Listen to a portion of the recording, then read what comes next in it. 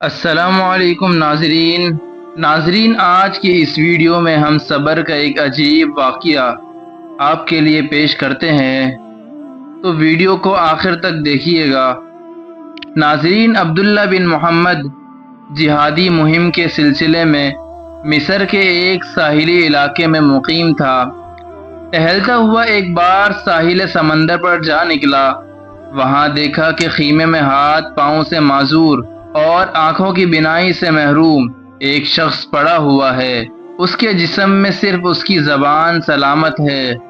ایک طرف اس کی یہ حالت ہے اور دوسری طرف بآواز بلند کہہ رہا ہے، مجھے میرے رب، مجھے اپنی نعمتوں پر شکر کی توفیق عطا فرما۔ مجھے تو نے اپنی مخلوق میں سے بہت سو پر فضیلت اور فوقیت بخشی ہے۔ اس فوقیت پر مجھے اپنی حمد و ثنا کی توفیق عطا فرما۔ ناظرین، عبداللہ نے یہ دعا سنی تو اسے بڑی حیرت ہوئی۔ ایک آدمی ہاتھ پاؤں سے معذور، بینائی سے محروم ہے، جس میں زندگی کی تازگی کا کوئی اثر نہیں، اور وہ اللہ سے نعمتوں پر شکر کی دعا مانگ رہا ہے۔ اس کے بعد اس کے پاس آ کر سلام کیا اور پوچھا، حضرت آپ اللہ تعالیٰ کی کس نعمت اور فوقیت پر شکر اور حمد و ثنا کی توفیق کے خواستگار ہیں؟ معذور شخص نے جواب میں فرمایا، اور خوب فرمایا، آپ کو کیا معلوم میرے رب کا میرے ساتھ کیا معاملہ ہے؟ باخدا اگر وہ آسمان سے آگ برسا کر مجھے راکھ کر دے، پہاڑوں کو حکم دے کہ مجھے کچل دے، سمندروں کو مجھے غرق کرنے کے لیے کہہ دے، اور اس زمین کو مجھے نگلنے کا حکم دے، تو میں کیا کر سکتا ہوں؟ میرے نہ تو ان جسم میں زبان کی بے بہا نعمت تو دیکھیے کہ یہ سالم ہے، کیا صرف ایک زبان کی نعمت کا میں زندگی بھر شکر ادا کر سکتا ہوں؟ ناظرین پھر فرمانے لگے، میرا ایک چھوٹا بیٹا میری خدمت کرتا ہے، خود میں معذور ہوں، زندگی کی ضروریات اسی کے سہارے پوری ہوتی ہے، لیکن وہ 3 دن سے غائب ہے، معلوم نہیں کہ کہاں ہے۔ آپ اس کا پتہ کر لیں تو مہربانی ہوگی۔ ایسے صابر و شاکر اور محتاج انسان خدمت سے بڑھ کر اور سعادت کیا ہو سکتی ہے؟ ناظرین، عبداللہ نے بیابان میں اس کی تلاش شروع کی تو یہ دردناک منظر دیکھا۔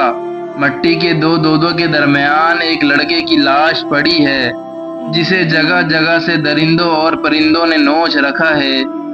یہ اسی معذور شخص کے بیٹے کی لاش تھی۔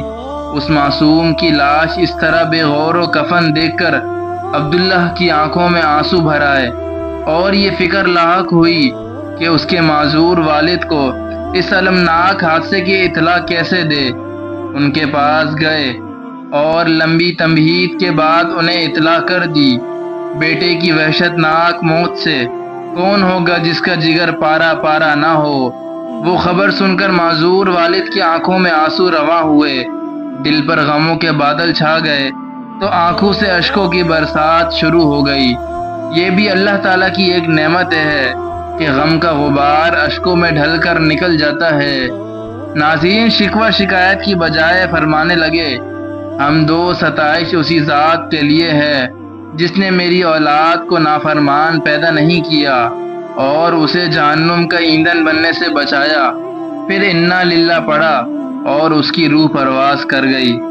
ان کو اس طرح اچانک موت پر عبداللہ کے ضبط کے سارے بندھن ٹوٹ گئے، اور پھر وہ پھوٹ کر رونے لگا۔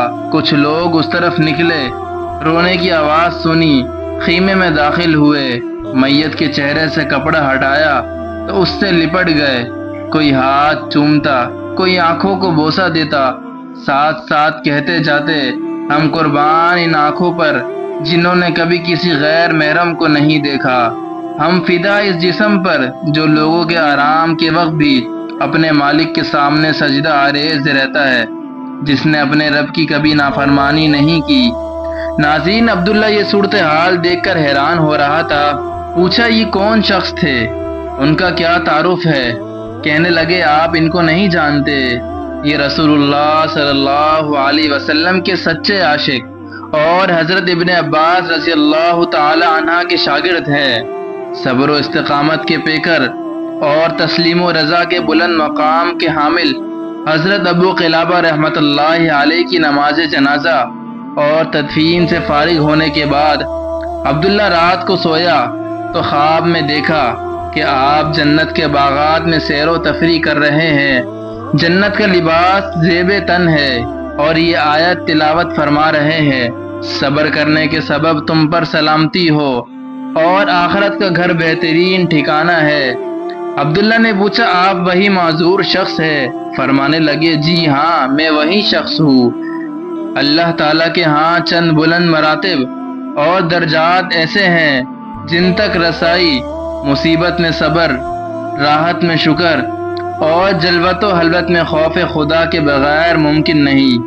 اللہ تعالیٰ نے اسی صبر و شکر کی بدولت مجھے ان نعمتوں سے سرفراز فرمایا ہے۔ امید ہے آپ کو یہ ویڈیو اچھی لگی ہوگی۔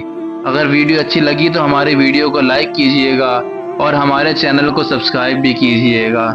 شکریہ۔